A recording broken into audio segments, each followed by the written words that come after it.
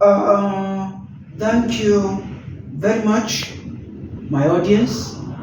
I welcome you to a video which I entitled Forced Education in Kenya. Education is supposed to prepare you for life. Education is supposed to be an open sesame in your life dreams.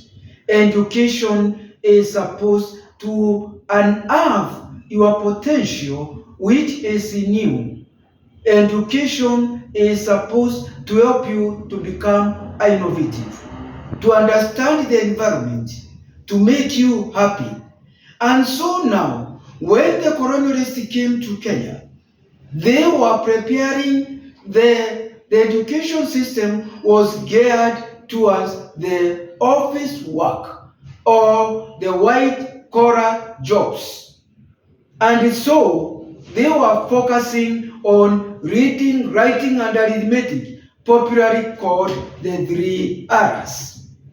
And so going through the education stages in Kenya, there has been quite a number of changes to try to make education to be in tandem with the changing times and situations, so that even people's mind and thinking, there can be a paradigm shift. But in spite all the changes from Stokes and all these others, and many others from Ombinde's commission and other commissions and Marquis commissions, there is unsettled business in education in Kenya. There is unsettled agenda. The government is not at ease. They still feel something need to be done, and that is why you have got the CBC. We hope with 844 and CBC, I hope it is going to be a open sesame in the lives of young graduates. The school has not prepared students for the life which they are going to face. The school has not prepared them with the real life situation. It has made them live in a world of ideal, where they feel they are being prepared. You spend 15 years or more where you are puffed with ideas, your mind is full of worms, and then after that you wonder what to do even with those ones which you are puffed with that knowledge, because your main agenda, you are told, do this course so that you get employment. It's not that you employ yourself or you employ other people, is that you are being tuned to become a laborer. So the education system in Kenya is geared towards producing laborers. And you see, unless the attitude they change, because the current education is geared where you are going to sell your brain, to sell your time, to sell your arms. So you are geared that you'll be employed in somebody's office. You work from 8 to 5, no other time. You are not supposed to think outside 5. So the education system also kills creativity. The education system in Kenya kills knowledge. And the education system in Kenya is an education system which glorifies certificates and make people who are working, who are innovative, who are going to be on their own, to seem as if they are failure, because that is not the mark, the hallmark of a graduate. The hallmark of a graduate is to be employed.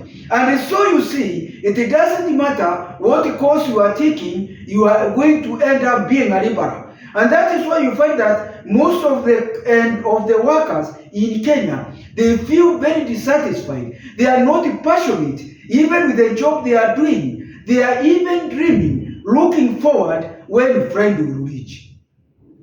And that is why, with the many workers, they say, thank God today is a Friday. Because they are not happy. It's a drudgery, it's a lethargic work. They are not happy with the work, no matter how much money they are earning. So what can be done? Because actually they feel they were just a cog in a machinery, in an industry which is producing people who are just to be laborers. So there has to be a paradigm shift. There has to be a change in the attitude. The curriculum should be geared towards people who are going to be thinking on producing, or not just being laborers, but on creating work for other people, employing other people, and not getting employed. So I'm hoping that even with the CBC, they are going to really look at it critically. Is it going to produce laborers, or what is it going to do? Is it going to do a miracle in the paradigm shift, in the thinking, which has the school system, which has produced people who are just to be laborers? It doesn't matter. Even if you're earning $1 million, you are still a laborer. I'm hoping you are going to give me your food for thought, so that even with the curriculum developers, they are going to wonder to see if this system is going to move out of people selling their time, selling their hands, selling their brain, and feeling that they cannot work manually, and then they feel that people who are on the blue job, they are failures compared with those who are on white collar jobs. I hope you have enjoyed this video, and I'm giving this one as a food for thought. Can we really have an education system which is not producing laborers, which is going to produce entrepreneurs? Because now, like in Kenya, as I've always been pointing some time, education in Kenya,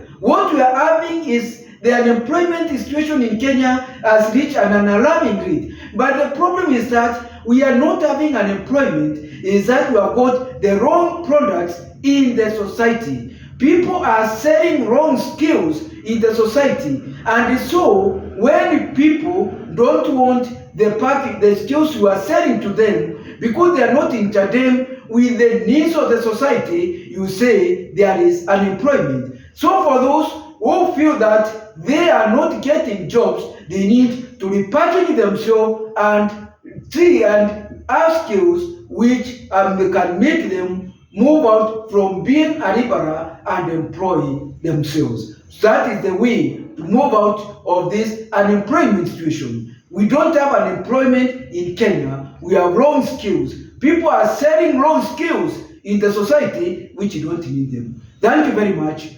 For if you want to know more, you can subscribe to my YouTube, A Moment with Lukwago, or follow me in YouTube. Thank you.